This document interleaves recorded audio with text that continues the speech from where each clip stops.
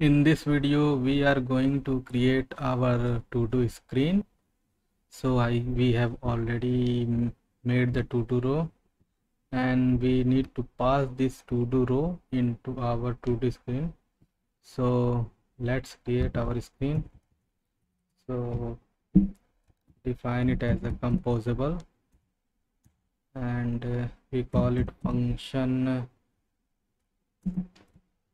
screen.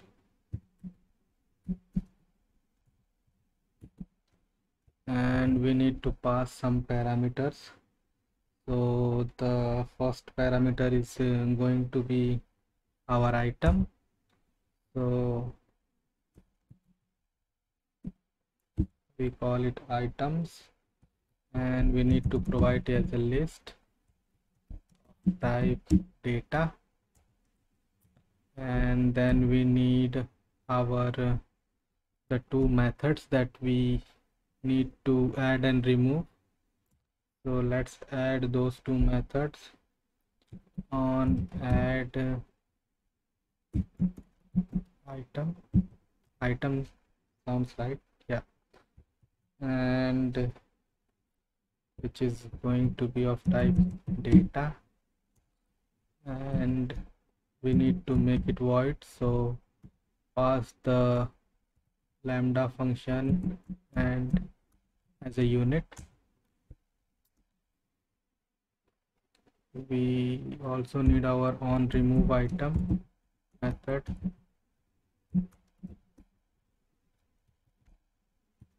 Same thing goes for this data as a unit to make it void, and then we need to create our function. So in this function we are going to create first a column.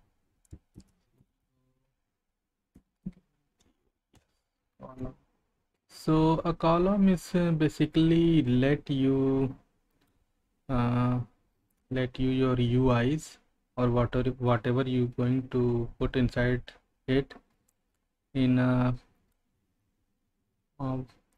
vertical fashion. It's more like linear layout with vertical orientations. Okay, so whenever you need to have a linear layout, or whenever you want your items to be positioned in a vertical orientation, you need a column. Okay, so and and after that we need to provide a lazy column. So the first option, lazy column. So the lazy column is basically a recycler view in Compose. So just like a recycler view produce the current visible items, lazy column also do the same. So and then we need some modifiers for our lazy column, all our recycler view. So let's do that. So modifier, and we are going to provide a weight. So let's do that. Modifier dot weight of 1f, or we can call it so what it will do, it will create the entire screen in horizontally. It will take the entire screen in a horizontal way, because we have given the full weight 1f. and we also need some paddings. So for that we need content padding. Let's go to next line, content padding, and then we need to provide the value. So padding for padding values, and so top 8 dp. So the content padding is a kind of padding that so content padding is a padding which create a space around the whole content. You can use it to add a padding before the first item. Let's create our items by creating the item and casting it to items equal to items, and then we need to pass the our to do row function here. So let's do it. To row, and as you can see, it already gave us our 3 parameters that we have defined already in our function to do row. So let's do it. So for the first parameter we just need to cast it to it, which is Kotlin equivalent to this. And for item click we are going to pass the we are going to pass on remove item,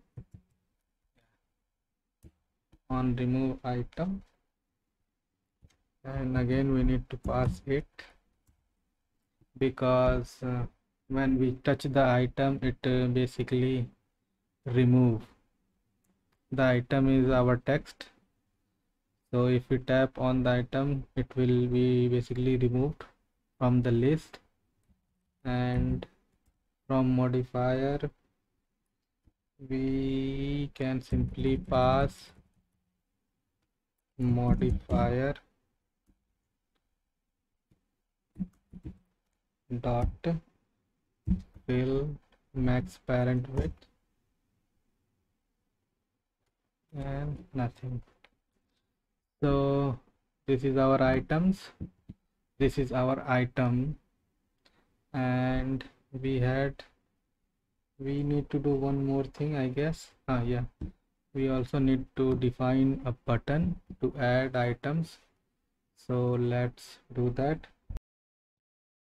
So after defining lazy column or recycler view, we need to define our button to add random items. So let's do that quickly. Button, and then we need to pass the method for adding random items. Let's do it.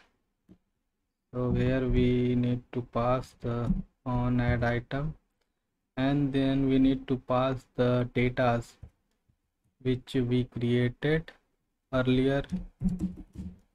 So we pass here our random data class to add some datas, add random datas, and then we need some modifiers, I guess, to style it. So let's give it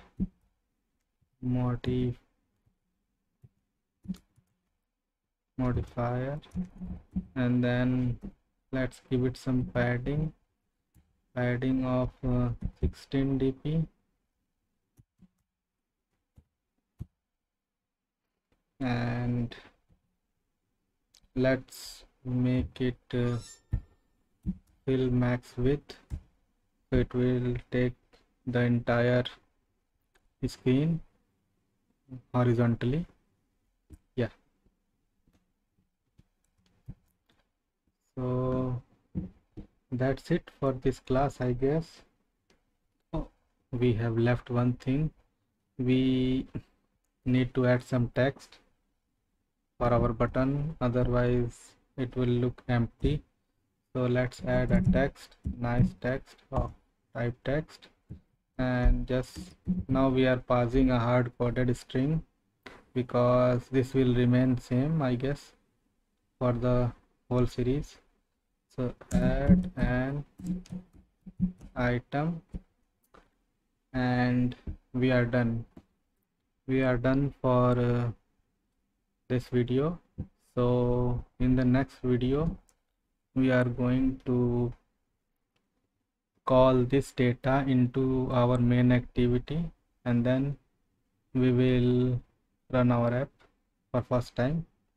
So in next video we will run the app to show our progress.